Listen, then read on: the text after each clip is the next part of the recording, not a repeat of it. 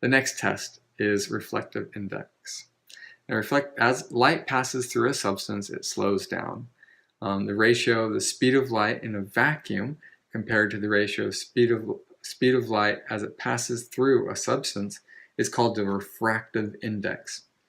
This ratio is responsible to light seemingly, when you have a glass of water or something, as light passes through, it looks like the light's bending, or like this in this picture here, where light bends as it goes through glass or a lens, like if you have glasses. Each substance is going to have a different ratio of the speed, comparing it with light passing through a vacuum. When this ratio is compared to historical records of that sample, those who are administering the test can determine whether something is impure or whether the solution has been adulterated in some way. Just another test they can do. Another test here is optical rotation. Optical rotation merely sends polarized light through a substance and then measures how that light rotates. Polarized light means that waves oscillate in a synchronized direction. It means the waves of the light all are going up and down or something. So they're fixed in the same direction. Now, when this direction or angle changes as light passes through the substance, we can learn things about the molecules that make up that substance. Now, important here is that we can detect the chirality of the molecules in an essential oil. Now remember, chirality means whether a molecule is left or right hand version of that molecule. Nature curiously only produces the one orientation most of the time.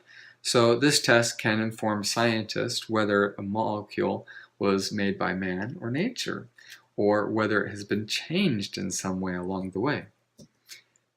The next, and probably the most important to essential oil scientists, is the gas chromatography mass spectrometry, or GCMS machine.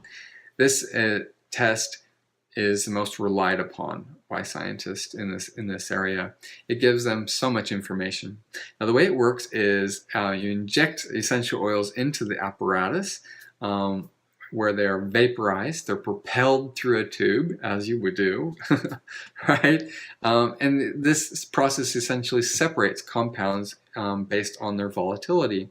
As these groups of compounds pass through an electromagnetic fields, specific compounds are then measured in the mass spectrometry side of things, and their mass is measured and the quantity is measured.